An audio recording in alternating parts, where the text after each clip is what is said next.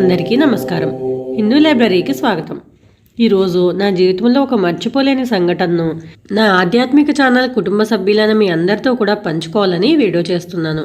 ప్రపంచవ్యాప్తంగా జరిగిన రామాయణం క్విజ్ కాంటెస్ట్లో పాల్గొని బహుమతిని గెలుచుకున్న సందర్భంగా అది ఎలా పాల్గొన్నాను, ఏం గెలిచాను, ఇవన్నీ కూడా మీకు ఈ వీడియోలో తెలియజేస్తాను.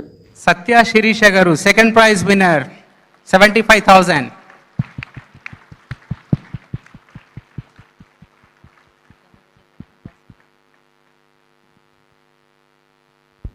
ఈ పోటీలో నేను సెకండ్ ప్రైజ్ గెలుచుకున్నాను. చిన్నజయర్ స్వామి వారి చేతుల మీదుగా బహుమతిని అందుకున్నాను. అసలు ఈ పోటీలో ఎలా పాల్గొన్నాను, దీనికి ఎలా ప్రిపేర్ అయ్యాను అన్నది ఇప్పుడు తెలియజేస్తాను. ఇలా ఒక బ్యానర్లో చూసి దీని గురించి తెలుసుకుని ఆ వెబ్సైట్లోకి లాగిన్ అయ్యి 100 రూపీస్తో దీనిలో రిజిస్ట్రేషన్ చేయించుకున్నాను. తర్వాత వాళ్ళు ప్రతిరోజు కూడా ఒక 10 ప్రశ్నలతో శాంపిల్ పేపర్ అనేది ఇచ్చేవారు ప్రాక్టీస్ కోసం.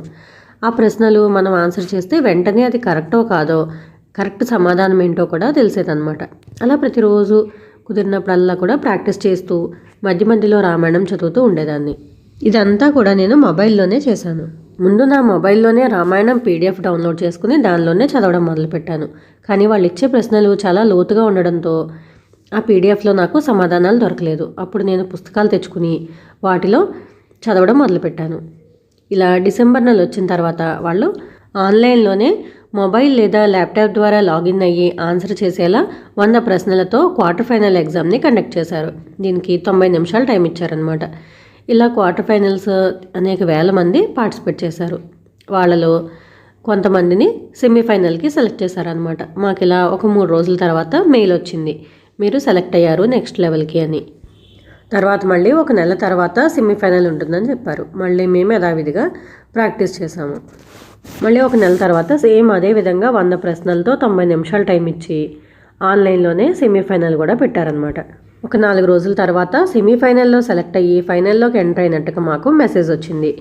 ఎన్నో వేల మంది పార్టిసిపేట్ చేస్తే చివరకు 166 మంది మాత్రమే ఫైనల్స్ వరకు వెళ్ళారనమాట.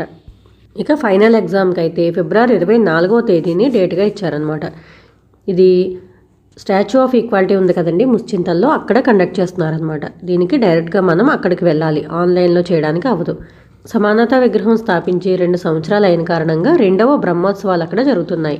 ఫిబ్రవరి 20వ తారీఖు నుంచి మార్చి 1 వరకు. వీటిలో భాగంగానే ఒకరోజు ఈ రామాయణం క్విజ్ను కూడా కండక్ట్ చేశారు. ఇన్ని లెవెల్స్ దాటి ఫైనల్ వరకు రావడమే గ్రేట్ కదా, ఆ ఆపర్చునిటీ వదులుకోవడం ఎందుకని చెప్పి టికెట్స్ తీసుకుని అక్కడి నుంచి ఎగ్జామ్కి చాలా సీరియస్గా ప్రిపేర్ అయ్యానండి. నేనైతే ఎక్కడ ఒక శ్లోకం కానీ భావం కానీ వదలకుండా అలా మొత్తం పూర్తి చేశాను. ఎంత చేసినా కూడా ఇంకా ఏదో ఉండిపోయినట్టుగానే అనిపించేది.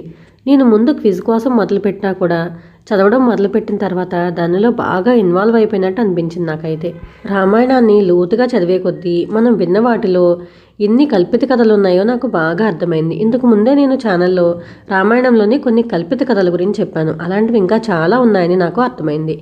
నాకు తెలియని చాలా విషయాలు నేను ఇంత క్షుణ్ణంగా చదవడం వల్ల నేర్చుకున్నాను. మొత్తానికి 22నే బయలుదేరి హైదరాబాద్ అయితే చేరుకున్నానండి.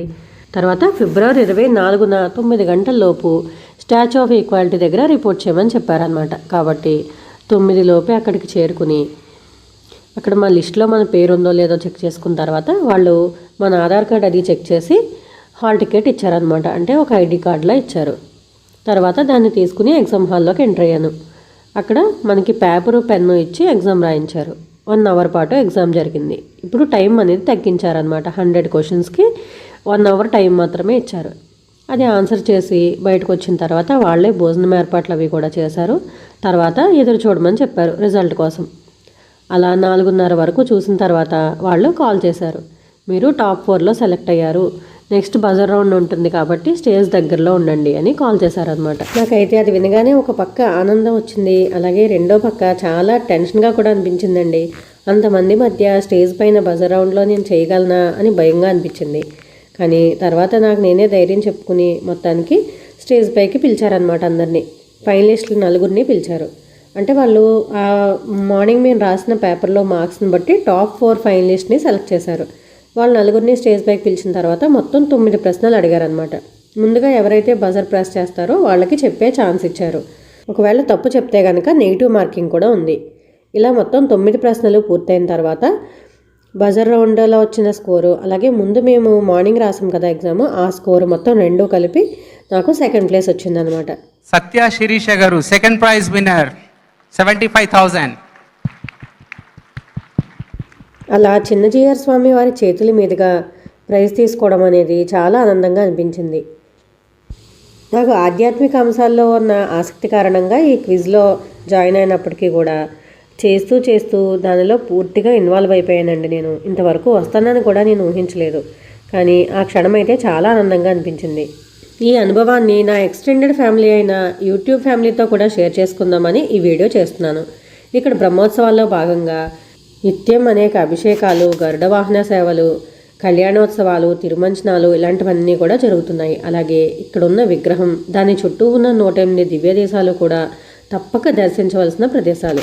ఈ క్విజ్ హడావుడి కారణంగానే నాకు ఈ మధ్య వీడియోస్ పెట్టడానికి కూడా సమయం సరిపోలేదండి.